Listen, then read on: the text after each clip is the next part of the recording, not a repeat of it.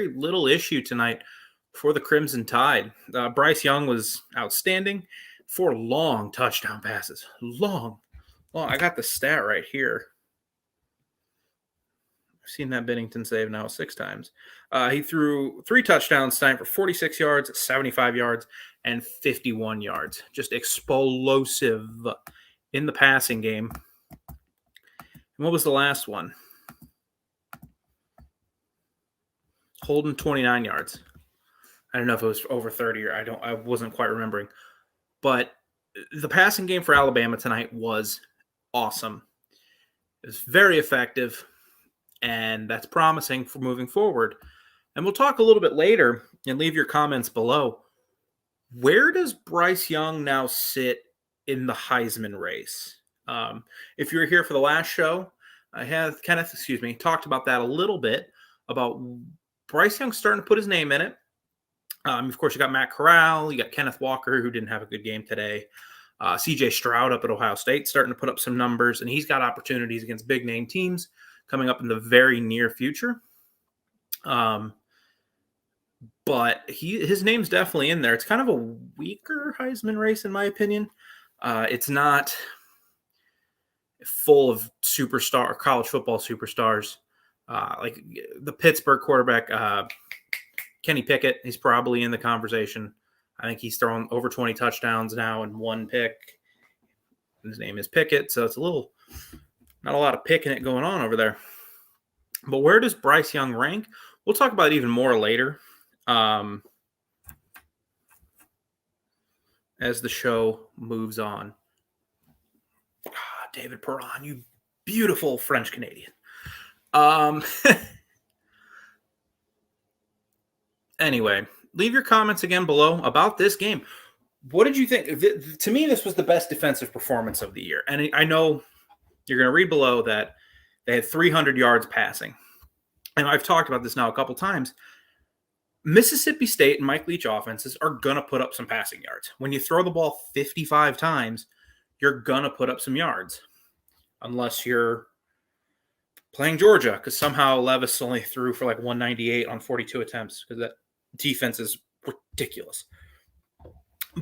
But what happened was they'd be driving, get between the 40s, and tip pass at the line of scrimmage, or sack, or false start, or pass breakup, or just quite simply a missed throw.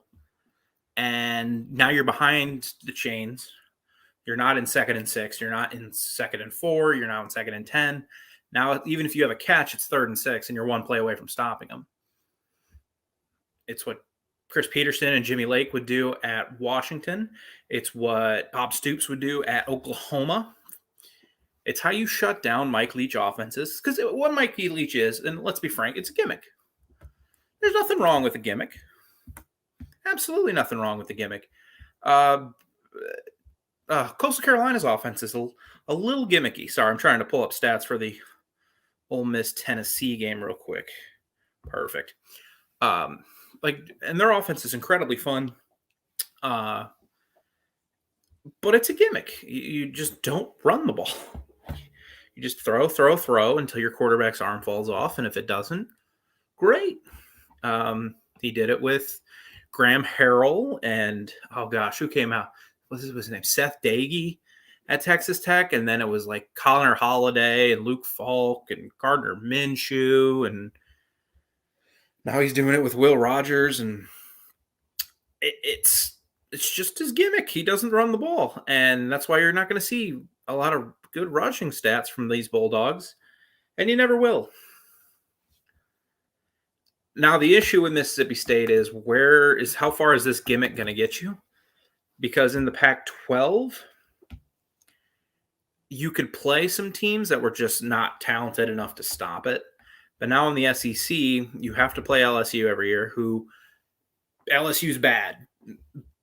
But they are talented enough to stop that kind of offense. Alabama's going to be talented enough. Most years, probably Auburn's going to be talented enough.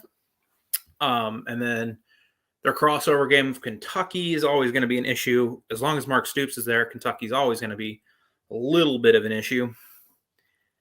And you can stop it. And where is that going to put them now in the SEC?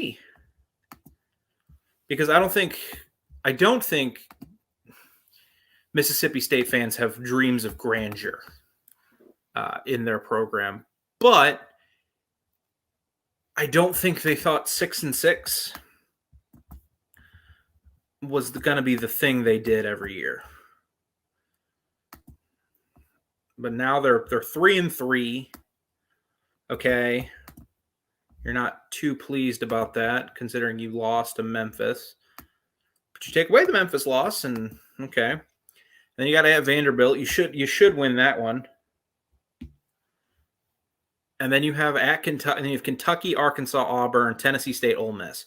So even if they beat Kentucky, or they beat Vanderbilt, so they're 4-3. They'll have to beat, and then they'll beat Tennessee State, so they'll be 5-3. So they'll have to beat one of Kentucky, Arkansas, Auburn, Mississippi.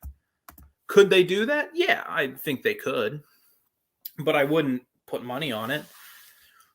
And that's going to be the issue when you play Alabama now every year.